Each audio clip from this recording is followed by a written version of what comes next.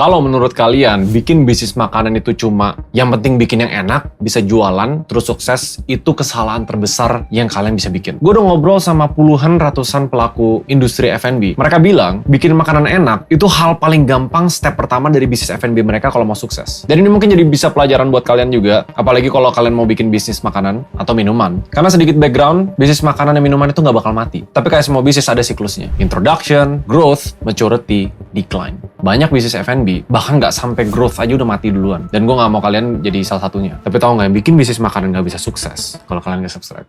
Gue bakal spill beberapa kuncinya yang gue pelajarin biar kalian bisa belajar juga. Chapter 1, industri F&B. Banyak orang mikir, ya iyalah makanan minuman orang bakal tetap butuh kebutuhan primer. Tapi kalian nggak tahu seberapa gede growth-nya di Indonesia. CAGR-nya sampai 10%. Dan diakselerasi sama pandemi sama online delivery. Jadi kalau kalian lihat, banyak banget startup F&B yang dapat pendanaan atau yang gede banget muncul pas pandemi. Contohnya punya teman gue, Menanti. Nanti gue bakal bedah bisnisnya juga. Satu hal yang konsisten dari industri F&B, industrinya menarik banget. Karena industrinya menarik banget, kompetisi jadi banyak banget. Yang dulunya Red Ocean, mungkin sekarang Bloody Red Ocean. Dan kalian harus tahu tips-tips ini kalau kalian mau bersaing. Biar nggak basa-basi, chapter 2. Rasa harus enak. Dan konsisten. Balik ke statement awal gue, bikin makanan enak atau minuman enak, itu tuh salah satu yang paling gampang di step satunya. Chef lulusan manapun bisa bikin makanan enak untuk customer-nya di saat itu juga. Tapi kalau disuruh punya 10 cabang untuk bikin rasanya enak dan konsisten, trust me, itu susah banget. Teman gue sampai bilang, operational nightmare. QC-nya, bahannya, sayur yang sama di supplier berbeda bisa beda rasa. Ini salah satu challenge utama dari ngebangun bisnis F&B. Tanya aja, expert F&B dimanapun, pelaku bisnis makanan gede, mereka bakal konsisten bilang,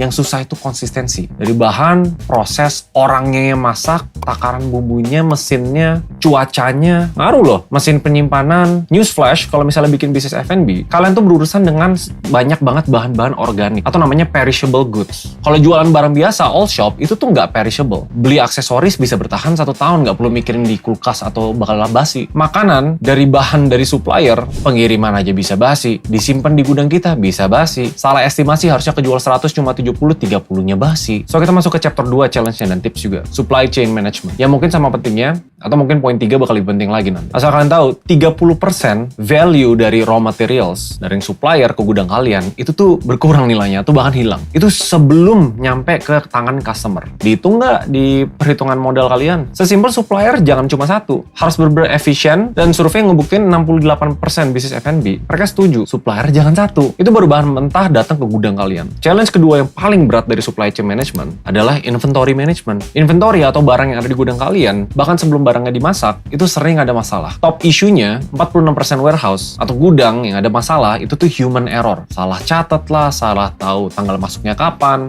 ini kadaluarsa kapan. Makanya inventory management tuh penting banget. Nih, kebayangkan kita bahas bisnis F&B, tapi kenapa nggak bahas makanannya enaknya? Karena ini yang susah. Bikin satu cabang tuh gampang. So, kemarin aku juga diceritain Menanti, bisnisnya Jerome sama Jehian. Bukan cuma bikin 1 cup enak doang. Bikin 1 cup sama konsisten di berapa ratus cabang. Melalui mesin, bahan makanan, dan lain-lain. Cara mereka trackingnya, mereka pakai Gobis. Gue harus akuin sih, soal Gobis ini, kan anak usahanya Gojek, dia tuh super app buat bantu kalian ngebangun usaha. Mishwe pun pakai mereka beberapa cabang. Kopi Kenangan pakai, Menanti, Janji Jiwa juga pakai. Kalau nggak bisa amburadul, mereka catat manual. Ini bahkan sebelum poin ketiga yang gue bakal bahas ya. Kalian harus jalan pinter jualan untuk bisnis kuliner kalian. Karena Gobis tuh bisa nge-handle seluruh operasional bisnis kalian. Kalau buat kuliner, ini lengkap banget. Karena di ekosistem Gojek, banyak fitur integrated yang bahkan kalian bisa pakai di luar inventory management. GoFood, GoPay, GoKasir, GoModal untuk financing kalian. Integrated tuh maksudnya kayak gini. Ada yang pesan GoFood, kalian butuh pencatatan, butuh tulis order ready deliver, itu semua di satu aplikasi. Dan buat pembayaran juga sama, langsung ke update. Fitur GoKasirnya nyatet transaksi, penjualan,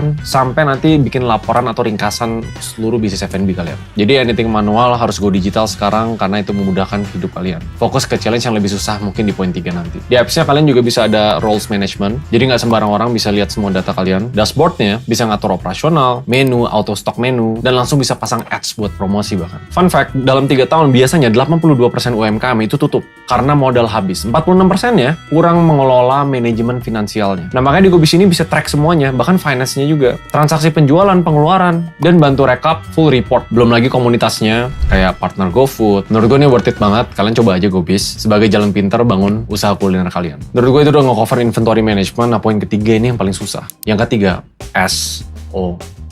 Ini memang campuran poin 1, poin kedua, SOP atau Standard Operating Procedure. Kalau contohnya kalian ke Starbucks, dia nuang susu sampai harus pakai timbangan, tes terus sampai sama. Poin 1, kita tahu konsisten itu penting. Poin 2, operasional, inventory management, supply chain harus rapi. Poin 3, yang bikin semua bisnis susah banget buat dijalanin itu kenapa? Mesin jarang membuat kesalahan. Orang rentan banget membuat kesalahan. SOP atau kayak aturan mutlak yang harus diikutin sama tukang masaknya, sama orang packaging, orang yang rapiin belakang kasir. Kalau di tahap kalian mau sukses, scaling ke cabang 10-20 lebih, sampai ratusan bahkan. SOP ini bahkan ada divisi khusus dari perusahaan-perusahaan F&B besar, sampai mereka bisa QC, quality check, area manajernya dicek lagi, sampai percabangnya dicek lagi. Dan mungkin ini videonya ngasih perspektif berbeda ke kalian soal bisnis makanan. Dan salah satu challenge paling gedenya kalau mau masuk ke bisnis makanan is not atau bukan makanannya enak doang, tapi enak dan konsisten di seluruh cabang Indonesia. Dan itu challenge paling gedenya. Kalian masak sendiri satu cabang, good. Hire chef, cabang kedua, good, bisa. Mahalan nih, harus bayar tukang masak cabang ketiga, sama nggak? Cabang keempat gimana? Cabang kelima gimana? Belum lagi kalau cabang keempat sama kelima di Kalimantan Timur, sedangkan di Jakarta Barat, suppliernya gimana? Musiman sayurnya, buahnya di sana gimana? Prediksi penjualan di cabang itu biar bisa stok inventory yang tepat, itu berapa? Kebayangkan sebenarnya ribetnya F&B itu apa? Tapi ya, ini salah satu challenge-nya kalau kalian mau masuk ke market yang menarik banget, yang naik secara CAGR 10%. Honestly, even dari segi SOP ada beberapa fiturnya bisa di cover sama GoBiz. Kalian juga bisa coba. Kalian kalau nonton video ini, makin tertarik bikin F&B atau makin takut? Apakah oke dengan satu cabang aja yang kalian bisa kontrol, apa nanti bakal pusing ke beberapa tempat yang lain? Tapi ya, tujuannya channel ini biar kalian bisa belajar bisnis bukan dari enaknya doang, tapi dari jeleknya juga. Susah bos bikin bisnis.